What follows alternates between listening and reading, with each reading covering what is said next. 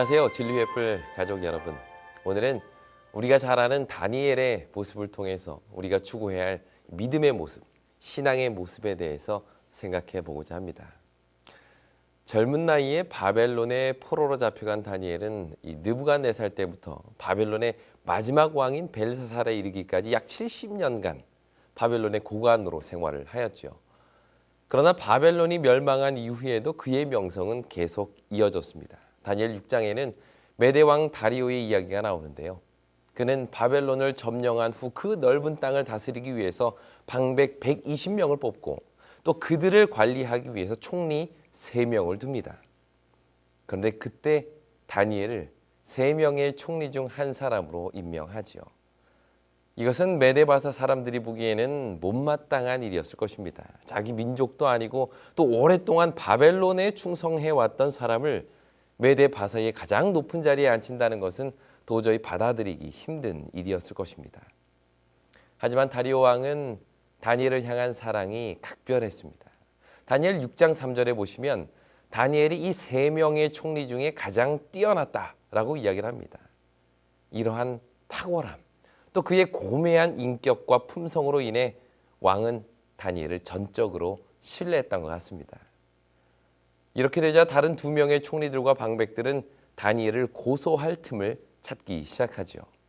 털어서 먼지 안 나는 사람이 없으니 어떤 방법으로든 국사에 대한 고소할 틈을 찾기 위해 백방으로 노력하기 시작합니다. 하지만 이러한 노력은 아무런 성과를 거두지 못했죠. 신기하게도 다니엘이라는 사람의 삶 가운데 이 국사에 대하여 그를 고소할 틈이나 허물이 전혀 없었기 때문입니다. 그러자 이들 중 몇 사람은 이런 제안을 합니다. 다니엘서 6장 5절입니다. 그들이 이르되 이 다니엘은 그 하나님의 율법에서 근거를 찾지 못하면 그를 고발할 수 없으리라 하고, 그들은 다니엘이 가진 특이한 점, 다시 말해 이스라엘의 하나님 여호와를 섬기는 일을 통해서 고소할 근거를 만들기로 하였던 것입니다. 하나님의 율법에서 근거를 찾지 못하면 그를 고소할 수 없다는 사실, 그들은 너무도 잘 알고 있었고 그들은 신앙의 문제를 들고 다니엘을 고소하기로 한 것이죠. 이렇게 하여 그들은 다리오를 찾아가 이런 제안을 합니다. 다니엘서 6장 7절입니다. 나라의 모든 총리와 수령과 방백과 모사와 관원이 의논하고 왕에게 한 율법을 세우며 한 금령을 정하실 것을 구하려 하였는데, 왕이여, 그것은 곧 이제부터 30일 동안에 누구든지 왕 외에 어느 신에게나 사람에게 무엇을 구하면 사자굴에 던져 넣기로 한 것이니이다. 그들이 생각해낸 것은 하나님의 율법에 대항할 수 있는 왕의 율법을 만드는 것이었습니다. 다시 말해 하나님의 율법과 맞설 수 있는 왕의 율법을 만드는 것이 그들의 작전이었죠. 그리고 이 두 율법이 서로 싸우게 만드는 것입니다. 하나님의 어인이 찍힌 율법과 왕의 어인이 찍힌 율법 사이에서 다니엘로 하여금 선택하게 만들었던 것입니다. 그들이 이러한 계획을 세운 것은 다니엘이 왕의 율법이 아닌 하나님의 율법을 선택할 것이라는 확신이 있었기 때문이겠죠. 율법이라는 것은 무엇을 나타낼까요? 그것은 권위를 의미합니다. 그 율법이 얼마나 힘이 있느냐 하는 것은 누가 그 율법을 만들었느냐에 의해 결정이 되죠. 별로 힘도 없고 권력도 없는 사람이 만든 율법은 아무런 구속력이 없는 것입니다. 예전에 어느 한 좁은 골목길에 이런 글귀가 씌어져 있는 것을 보았는데요. 이곳을 30km 이상으로 달리는 차량에게는 벌금 5만 원. 아마 워낙 차들이 그 좁은 골목을 빠르게 지나가니까 그 주위에 사는 사람이 이렇게 써놓은 것 같았습니다. 사람들의 반응은 어땠을까요? 여전히 50km, 60km로 달리면서 그냥 웃고 지나갑니다. 왜 그럴까요? 그 법을 만든 사람에게는 권력이 없었기 때문입니다. 그러니 사람들이 그 법을 우습게 생각할 수밖에 없죠. 반면에 고속도로로 달려가다가 이 100km 과속 단속 카메라가 있는데 거기에는 사람들이 어떻게 합니까? 뭐 130, 150km 달리던 차들도 하나같이 그 카메라 앞에서는 속도를 줄입니다. 왜 그럴까요? 이 법은 권력이 있는 기관이 만들어 놓은 것이기 때문입니다. 이처럼 법은 그 법을 만든 존재의 권위를 나타냅니다.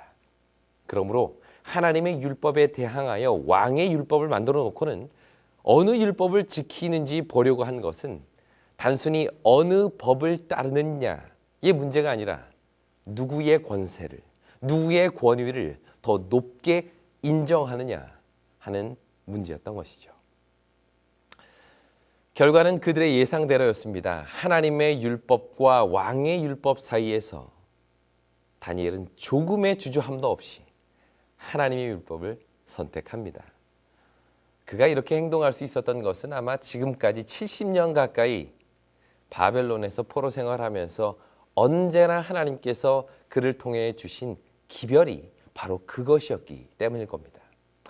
여러분 잘 아시다시피 다니엘 1장에는 어떤 내용이 나와 있죠? 자신을 더럽히지 않게 하기로 뜻을 정한 다니엘과 그의 친구들에게 하나님께서는 10배의 지혜와 명철을 주셨습니다.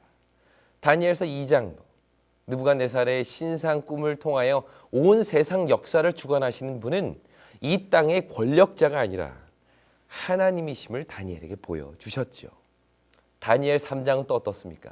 풀무불에서 다니엘의 세 친구를 건지심으로 왕의 권세 위에 있는, 그것을 너머에 있는 여호와 하나님의 권세를 고백하게 하였던 것입니다. 또 다니엘 4장은요. 교만한 느부갓네살에게 7년간 짐승처럼 살다가 결국 하나님을 바라봄으로 그의 삶이 회복되게 하셨고, 이것을 통해서 세상의 권세는 다 이 하나님의 손에 달려 있음을 깨닫게 하셨습니다. 다니엘 5장, 바벨론의 마지막 밤을 통해 나라를 세우시고 나라를 멸하시며 왕을 높이시고 낮추시는 분은 하나님이심을 분명히 알게 하셨던 것입니다. 이처럼 다니엘은 평생을 통해서 세상 그 어떤 권세들도 결국 여호와 하나님 앞에 머리를 조아릴 수밖에 없음을 경험했던 것입니다. 겉으로 볼 때는 권력에 따라 세상이 움직이고 돈에 의해서 모든 것이 결정되는 것 같지만 그 뒤에는 세상의 역사를 주관하고 계시는 하나님이 계심을 그는 분명히 두 눈으로, 삶으로 경험하였던 것입니다. 그래서 다니엘은 이 두 율법 사이에서 조금의 주저함도 없이 하나님의 율법을 선택하죠. 다니엘서 6장 10절입니다. 다니엘이 이 조서에 왕의 도장이 찍힌 것을 알고도 자기 집에 돌아가서는 윗방에 올라가 예루살렘으로 향한 창문을 열고 전에 하던 대로 하루 3번씩 무릎을 꿇고 기도하며 그의 하나님께 감사하였더라. 우리는 이 짧은 한 절의 말씀을 통해서 다니엘이 가진 믿음의 모습과 우리가 추구하고 따라야 할 신앙의 모본을 발견할 수 있습니다. 첫째는 조서, 즉 30일간 왕 외에는 다른 신을 섬기면 사자굴에 던져 넣겠다라는 왕의 율법에 이 어인이 찍힌 것을 알고도 그는 기도하기를 멈추지 않았다는 것입니다. 사실 이때 왕의 율법이 요구한 것은 다니엘의 신앙을 버리라는 것이 아니었습니다. 단지 30일만 쉬라는 것이었죠.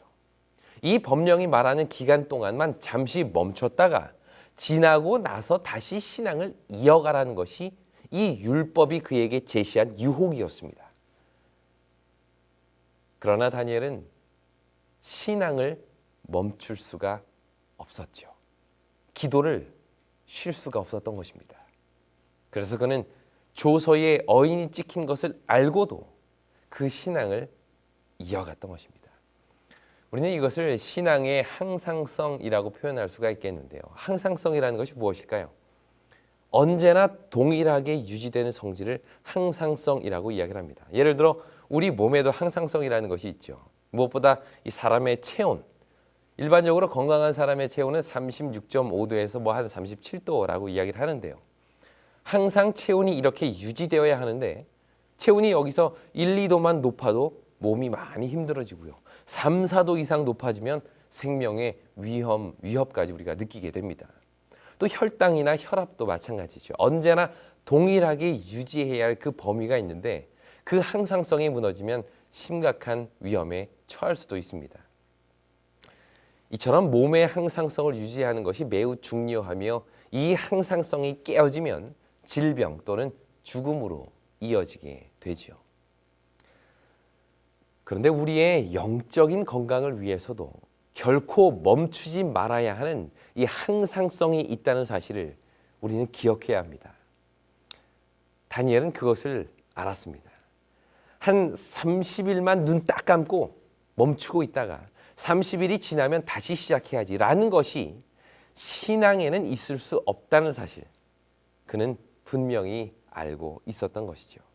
마치 우리가 한 딱 30분만 호흡하지 말다가 30분 지나면 다시 숨을 쉬어야지 라고 말할 수 없는 것처럼 다니엘은 하나님을 섬기는 일, 그분께 무릎 꿇고 기도하는 그 일을 결코 멈출 수가 없음을 우리에게 보여준 것입니다. 그런데 놀라운 것은 이러한 다니엘의 모습을 본 왕은 사자굴에 들어가는 다니엘에게 마지막으로 이런 말을 합니다. 다니엘서 6장 16절입니다. 왕이 다니엘에게 이르되 내가 항상 섬기는 너의 하나님 그분이 너를 구원하시리라.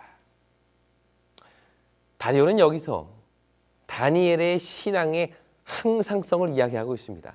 내가 항상 섬기는 너의 그 하나님, 단 30일도 쉴 수 없는 그 하나님을 향한 믿음, 그 하나님이 너를 구원하실 것이다 라고 말이죠.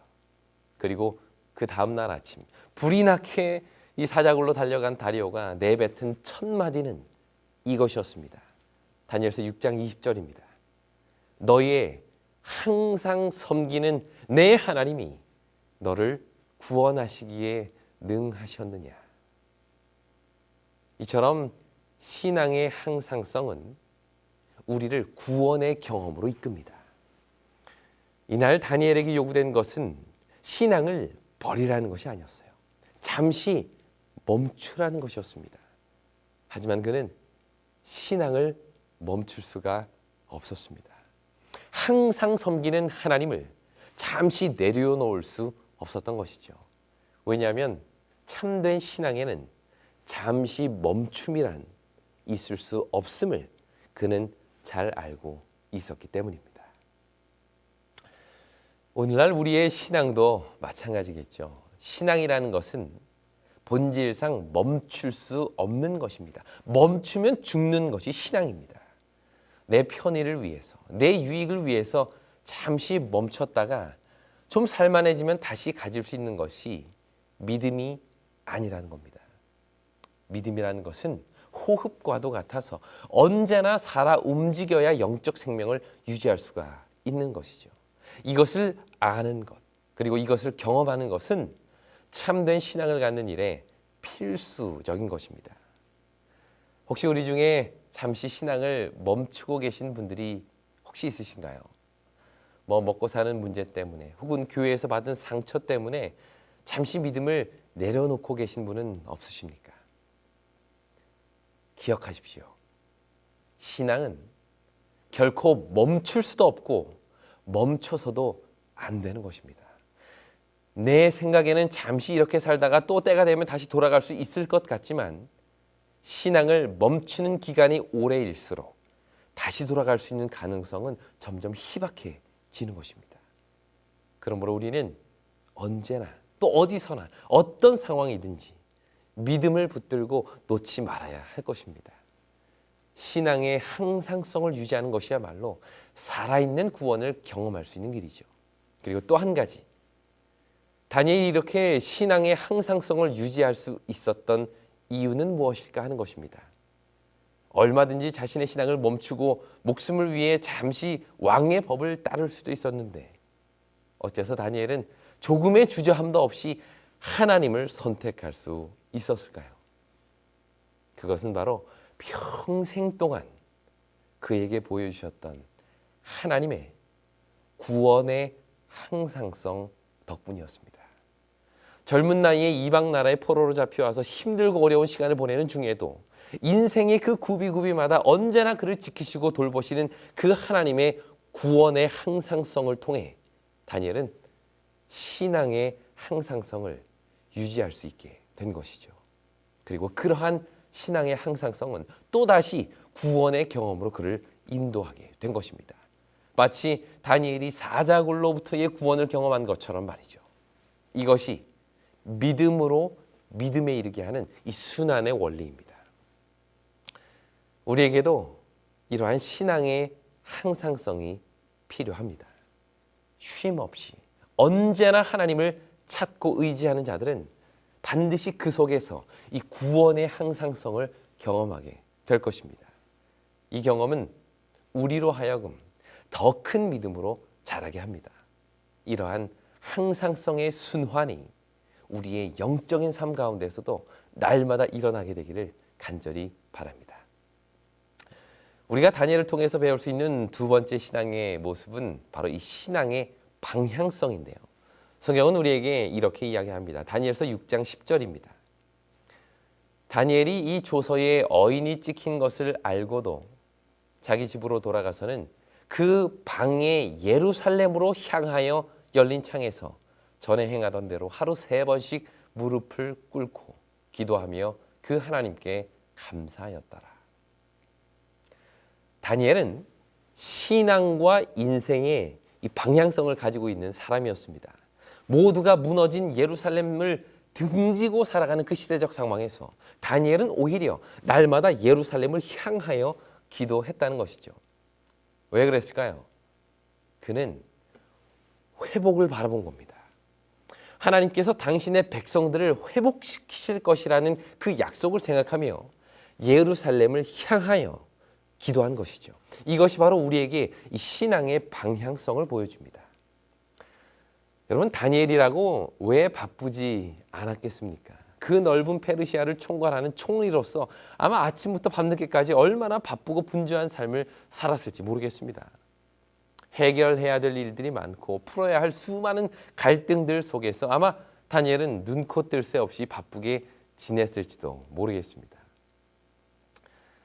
그런데 그는 이렇게 바쁘고 분주한 중에도 기도의 시간이 되면 그의 방향 감각은 언제나 이 정위치로 돌아왔습니다. 비록 이곳에서 내가 정신없이 살고 있지만 내 삶의 목표와 종착지는 이곳이 아니라 바로 저 예루살렘이라는 것을 그는 언제나 스스로에게 각인시킨 것이죠. 마치 언제나 나침반의 이 바늘이 정남북을 가리키듯 그의 영혼은 언제나 하나님의 임재가 약속된 그 예루살렘을 향했던 것입니다. 자신이 바라보고 추구해야 할 이 신앙의 방향성을 날마다 새롭게 한 것이죠. 오늘날 우리의 삶도 얼마나 바쁘고 분주한지 모릅니다. 심지어 유치원에 다니는 아이들도 이 바쁘다는 말이 계속 입에서 나올 정도인데요. 그런데 우리는 이렇게 바쁘고 분주하게 지내다 보면 자주 삶의 방향을 잃게 됩니다.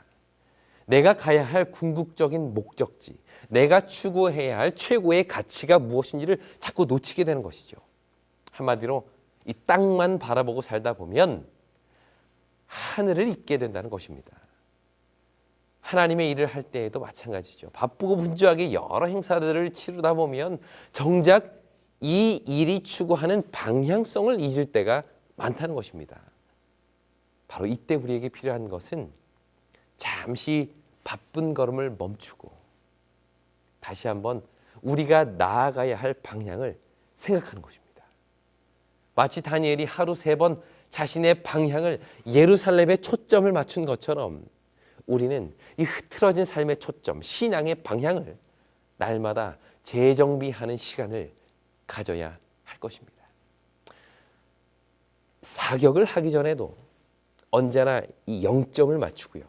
또 악기를 연주하기 전에도 언제나 피아노 음에 맞춰 조율을 하듯 우리의 신앙에도 계속해서 이 영점을 맞추는 시간이 필요합니다. 다니엘이 70년이 넘게 변함없는 모습을 보일 수 있었던 이유가 바로 이 신앙의 방향성을 맞추는 시간을 가졌기 때문이죠. 오늘날 우리는 얼마나 자주 하늘을 생각하며 살고 있습니까? 바쁘다는 핑계로 하나님의 말씀을 열고 그분께 무릎 꿇는 일을 얼마나 자주 하고 계십니까? 오늘날 우리에게 다가오는 가장 큰 유혹은 이 땅만 바라보며 살게 하는 것입니다. 지금 당장 돈 버는 일, 대학 가는 일, 결혼하는 일, 아이 키우는 일, 이런 일들에만 몰두하게 만들어서 결국 하늘을 잃어버리게 만드는 것이 사단의 전략이죠. 그리하여 결국 그들이 추구해야 할 삶의 궁극적인 방향을 흐트러뜨리는 것이 사단의 전략입니다. 다니엘은 하루 3번 자신의 흐트러진 삶의 방향성을 다시 예루살렘으로, 하늘로 조정합니다. 눈에 보이는 세상의 일이 눈에 보이지 않는 하늘을 가리지 못하도록 그는 언제나 이 예루살렘을 향해, 하늘을 향해 자신의 마음을 옮긴 것이죠. 이것이 어쩌면 너무도 바쁘게 살아가는 우리들에게 있어서 가장 중요한 일이 아닐까요? 삶의 방향성을 조정하는 일, 우리의 인생이 추구해야 할 가장 궁극적인 목표가 무엇인지를 생각하는 것, 이것이야말로 우리가 이 세상에서 길을 잃지 않을 수 있는 최고의 방법임을 기억하게 되기를 간절히 바랍니다. 셋째로 다니엘은 우리에게 공개적 신앙에 대해서 이야기하고 있습니다. 다니엘 6장 10절을 다시 한번 읽겠습니다.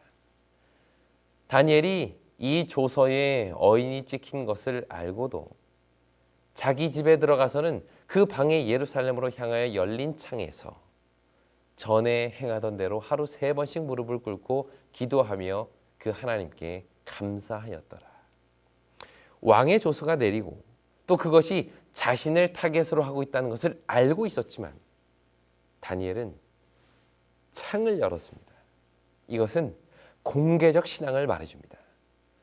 다니엘은 지금 자기 집에 들어와 있죠. 그리고 창을 닫으면 그 안에서 기도하는지 마는지 알 길이 없습니다. 하지만 다니엘은 그날도 어김없이 창을 엽니다. 아마 다니엘을 모함하는 자들이 하나님의 율법에 대하여 흠을 잡으려고 시도했던 것도 평소에 다니엘은 자신의 신앙을 당당하게 그들에게 나타내 보였기 때문일 것입니다. 이것이 바로 그가 가지고 있었던 공개적 신앙의 모습이죠. 오늘날 기독교가 사회 속에서 많은 지탄을 받고 있습니다. 그러다 보니 어디 가서 저는 그리스도인입니다 라고 말하는 것이 부끄럽게 느껴질 때도 있죠. 왠지 교회 다닌다고 하면 다들 이상한 눈으로 쳐다볼 것 같고 또 식사 자리에서 개인적으로 이렇게 묵상하고 기도하고 밥을 먹으면 남들이 이상하게 쳐다볼 것 같아서 뭐 눈을 감는 둥 마는 둥 살짝 감았다가 뜨고, 혹시 이것이 오늘 우리의 모습은 아닙니까? 자신의 믿음과 신앙을 나타내는 일이 부끄럽게 생각되지는 않냐는 것입니다. 그런데 어찌 보면 다니엘도 바벨론이나 페르시아에서 유대 신앙을 가지고 있다는 것 자체가 매우 부담되는 일이었을지도 모르겠습니다. 특히나 패배한 나라의 신, 멸망당해서 뿔뿔이 흩어진 나라의 신을 여전히 붙들고 산다는 것이 주위 사람들이 볼 때는 얼마나 어리석어 보였는지 모르겠습니다. 하지만 다니엘은 단 한 번도 자신의 하나님, 자신의 신앙을 공개적으로 밝히는 일에 주저하지 않았습니다. 오히려 그는 그 당시 최고의 권력자들 앞에서 자신의 신앙을 공개적으로 밝힐 뿐만 아니라 자신의 삶을 통해 그 신앙을 그들의 마음에 심어 주었던 것이죠. 우리에게도 이러한 공개적 신앙이 필요합니다. 어디에서 누구를 만나든지 내가 믿는 하나님, 내가 알고 있는 진리를 당당하게 이야기할 수 있는 태도가 우리에게 필요한 것이죠. 그런데 그게 잘 되지 않습니다. 그 이유가 뭘까요? 왜 우리는 당당하게 내 신앙과 내 믿음, 내가 믿는 하나님을 세상에 이야기하지 못할까요? 도대체 우리의 신앙이 자랑스럽지 않은 이유는 뭘까요?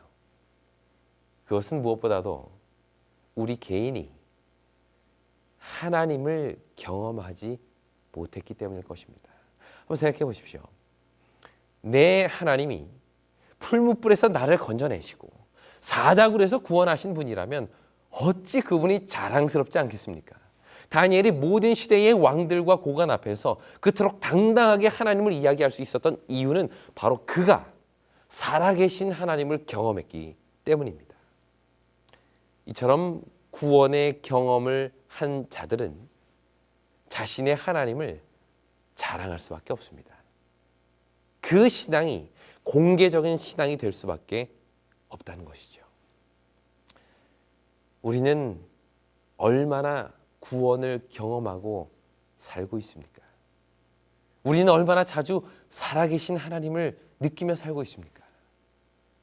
혹시 내가 믿는 하나님이 이 성경책이나 이 설교 속에서나 등장하는 존재로 생각되지는 않으십니까?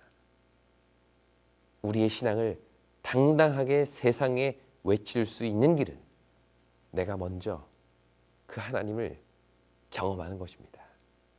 내 삶의 구비구비마다 나를 인도하시는 그 하나님을 경험할 때 우리는 그 하나님을 외치지 않을 수 없게 되는 것이죠.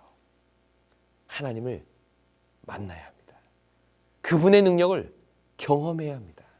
그래야 내 신앙에 힘이 있고 그 믿음의 모본을 통해 하나님의 사랑과 능력이 세상에 전해질 수 있게 될 것입니다. 이것이 다니엘이 우리에게 보여준 세 번째 믿음의 모본입니다. 마지막으로 다니엘은 우리에게 신앙의 습관에 대해서 이야기를 합니다. 다니엘 6장 10절을 다시 한번 읽겠습니다. 다니엘이 이 조서에 어인이 찍힌 것을 알고도 자기 집에 들어가서는 그 방이 예루살렘으로 향하여 열린 창에서 전에 행하던 대로 하루 3번씩 무릎을 꿇고 기도하며 그 하나님께 감사하였더라. 성경은 다니엘이 전에 행하던 대로 하루 3번씩 기도했다고 말합니다. 이 전에 행하던 대로를 2글자로 줄이면 뭐가 될까요? 바로 습관입니다. 우리가 보통 습관이라고 말할 때 긍정적으로 이해되기도 하고 좀 부정적으로 이해되기도 하는데요. 예를 들어 성공하는 사람들의 7가지 습관, 이것은 습관의 긍정적인 면을 이야기하는 것입니다. 반면에 습관적인 신앙을 버리자라고 말할 때는 습관의 어떤 부정적인 의미를 이야기하는 것인데요. 무의미한 행위의 반복을 이야기할 때 이 습관적인 것이 부정적으로 쓰이기도 합니다. 그런데 오늘 여기서 말씀드리고자 하는 이 신앙의 습관은 신앙의 긍정적인 면을 이야기합니다. 그는 언제나 하루 3번씩 하나님께 기도를 했죠. 이것은 중요한 신앙의 습관입니다. 습관이 가진 첫 번째 특징은 매우 작고 사소하다는 것이죠. 올림픽에서 금메달 딴 선수에게 당신의 습관은 무엇입니까? 라고 물으면 아무도 제 습관은 금메달 따는 겁니다 라고 대답을 하지는 않습니다. 습관이라는 것은 그만큼 아주 사소하고 일상적이라는 말이죠. 그러나 습관은 비록 작지만 삶에 엄청난 영향을 끼칩니다. 한마디로 어떤 습관을 가졌느냐 하는 것이 그 사람을 어떤 사람으로 만드는 키가 된다는 것입니다. 마치 작은 세포들이 모여서 이 나라는 거대한 존재를 만드는 것처럼 습관이라는 여러 작은 것들이 모여서 삶이라는 것을 만들어가는 것이죠. 우리에게도 올바른 신앙의 습관을 갖는 것, 그건 매우 중요합니다. 날마다 말씀을 읽는 일, 날마다 무릎을 꿇는 것, 기억절을 암송하는 것, 매주 빠짐없이 예배에 참석하는 것, 감사하는 마음으로 헌금을 구별하는 일, 정기적으로 이웃을 위해서 봉사하는 일, 이 모든 일들이 우리의 습관이 될 때 그것은 우리의 신앙을 튼튼하게 하는 중요한 밑거름이 될 것입니다. 습관적인 신앙을 갖는 것은 좋지 않지만 이러한 신앙의 습관을 갖는 것은 매우 중요하죠. 다니엘은 날마다 하루 3번씩 무릎을 꿇는 신앙의 습관을 통해서 믿음을 키워갑니다. 우리도 이처럼 좋은 신앙의 습관을 통해서 더 튼튼하고 확고한 신앙을 갖게 되기를 간절히 바랍니다. 이것이 우리가 배워야 할 다니엘의 모본인 것이죠. 오늘 설교를 마무리하면서 다니엘이 보여준 신앙의 4가지 모본을 다시 좀 복습해 보도록 하겠습니다. 첫째는 신앙의 항상성입니다. 그는 신앙을 잠시라도 멈출 수 없었습니다. 왜냐하면 신앙은 멈추는 순간 죽는 것임을 알고 있기 때문이죠. 그래서 그는 하나님 경배하는 일을 한 달만 멈추라는 왕의 조서에도 단 하루도 멈출 수 없었던 것입니다. 둘째로 다니엘은 신앙의 방향성을 보여주었습니다. 그는 언제나 예루살렘을 향해 기도했지요. 예루살렘을 회복시키겠다라는 하나님의 약속을 언제나 바라보고 산 것입니다. 아무리 이방 나라에서 높은 지위와 부귀 영화를 누리고 살고 있다 할지라도 그는 언제나 자신이 돌아가야 할 본향을 기억하고 바라봤던 것입니다. 이것이 그리스도의 다시 오심을 기다리는 우리의 모습이 되어야 할 것입니다. 셋째로 그는 공개적인 신앙을 보여주었습니다. 한마디로 자신의 하나님이 부끄럽지 않았다는 것이죠. 비록 세상 사람들은 그의 신앙을 조롱하고 비웃었을지라도 그는 살아계신 하나님을 경험하며 살았기에 당당하게 내가 믿는 하나님을 세상에 밝힐 수 있었던 것입니다. 그리고 마지막으로 하루 3번 기도하는 신앙의 습관을 통해 날마다 자신의 믿음을 튼튼하게 성장시켜 나갔던 것입니다. 이러한 다니엘의 4가지 신앙의 모습이 오늘을 살아가는 우리의 모습이 되기를 간절히 바랍니다. 신앙의 항상성과 방향성을 잃고 살아가는 이 시대에 언제나 변함없이 하늘을 향해 나아가는 우리가 되기를 간절히 바랍니다. 자신의 믿음을 공개하는 것을 꺼려하고 습관적인 신앙에 빠져있는 현대인들 속에서 오히려 우리는 당당하게 자신의 믿음을 고백하고 습관적인 신앙이 아닌 신앙의 건전한 습관을 가지고 교회와 세상에 빛과 소금이 되기를 간절히 바랍니다. 그렇게 할 때 하나님께서는 우리를 다니엘과 같이 사용하실 수 있으실 것입니다. 이 놀라운 구원의 역사가 우리의 삶에서도 경험되어지게 되기를 간절히 바랍니다.